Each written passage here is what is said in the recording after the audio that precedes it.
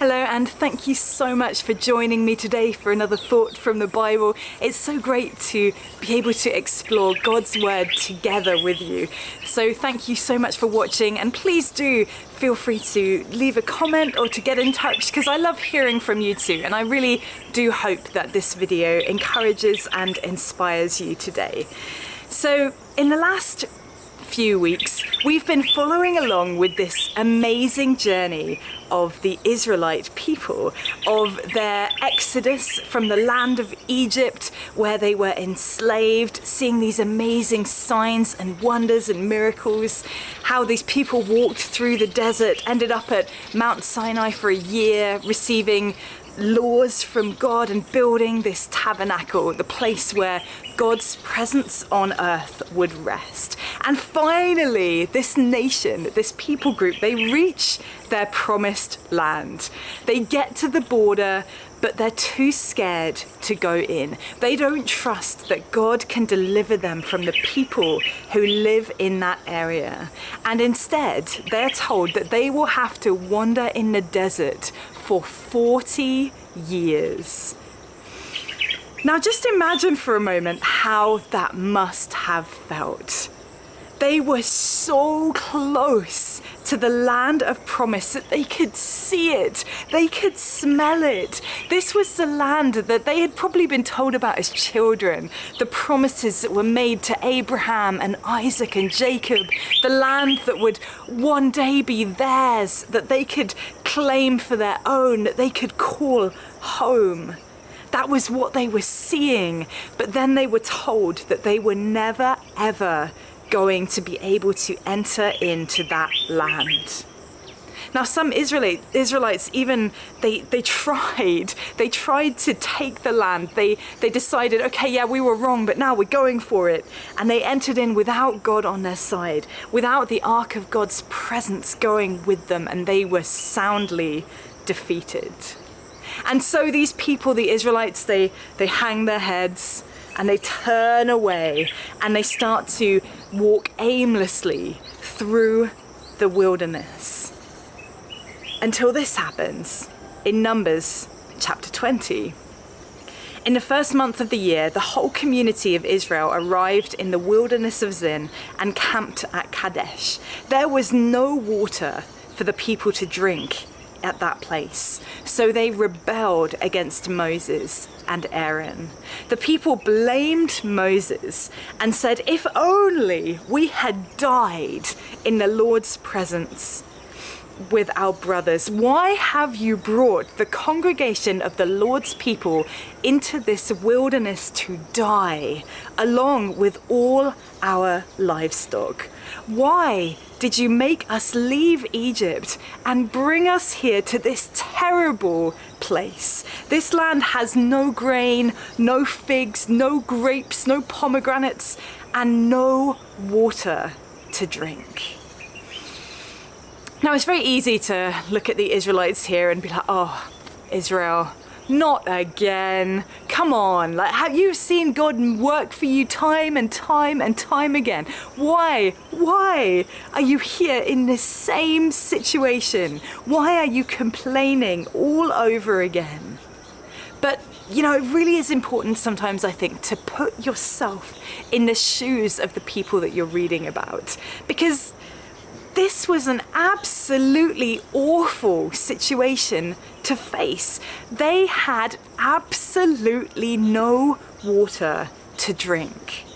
And this was a lot of people. We're not talking about a few hundred here. We are talking about hundreds of thousands, possibly even millions by this point. Not to mention all of their animals, their livestock. You have no idea how quickly those people would get through water. They would need thousands and thousands of gallons every day. I wonder how you would feel living in your tent and looking at your dwindling supply of water, looking at those water skins and wondering, is this going to be enough? Is this going to be enough to keep my animals alive? Is this going to be enough to keep my children alive? This was an absolutely desperate situation. And it's so easy to judge Israel in response to the situations they faced. But I wonder, if you ask yourself honestly, how would you have coped? It's hard to imagine when we can just turn on a tap and have access to as much water as we could possibly want in an instant. That wasn't the case for them. You know, here in Liberia, sometimes water and power can be a little bit temperamental, and there's never a guarantee that the water will come when you turn on your tap. Now, I'm fortunate, not like the Israelites. I have buckets of water put about the place to keep me going if that happens.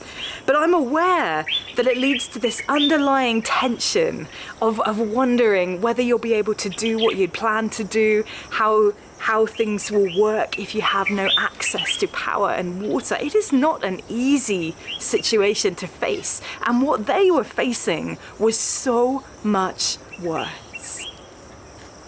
I honestly think that there are so many lessons we can learn from this part of the Israelites' history, mostly because we are really quite like them. We would probably have reacted in exactly the same way, grumbling, wanting to go backwards in our life to a place that maybe on the surface seemed better, wanting to step away from God's best for us because it was hard. But there are other ways to react. There is a choice that we have when we face desperation, when we face situations that we can't see a way through. We can react like the Israelites, or we can remember that God has come through for us before and that he will again. Do you know, if the Israelites had stopped to think for even a moment, they might have remembered another very similar situation in a different desert where once again there was no water to drink. And God brought that life-giving liquid out of a rock, enough for the entire community to drink. Whatever you're facing today, no matter how desperate it may seem, I encourage you to stop for just a moment. Just sit down for a minute or two, put everything down, and think about the times when God has come through for you before, because that is an encouraging thought to get you through what you are facing today. Remember that God has come through for you before. Remember God's promises. It's true that God had said that to the Israelites, this generation would pass away before the Israelite people would enter into the promised land. And maybe somewhere in their hearts they were thinking, wow, is this just God speeding up the process? He's just going to wipe us out right now rather than over 40 years. But although he did say that, he also promised that the children of those adults would walk in and claim that land for their own. He was not about to let them die from lack of water, when he had promised them a very, very different future. When you are in desperate straits, that is the time when you need to cling onto the promises that are written in God's word. It doesn't mean that you won't face tough times. I can guarantee you that you will.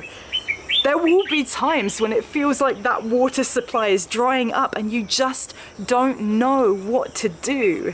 But having those promises to hold on to will help you to keep walking through those situations. Remember, God has come through for you before.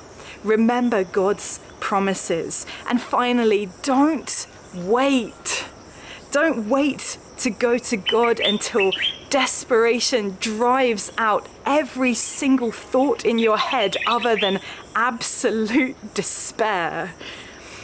By the time the Israelites approached Moses, they were in such a state that they would happily have returned to slavery, to the place where the Pharaoh of Egypt had commanded the murder of all of their baby boys. That was something that seemed better in their heads than the situation that they were facing right now. Desperation distorts.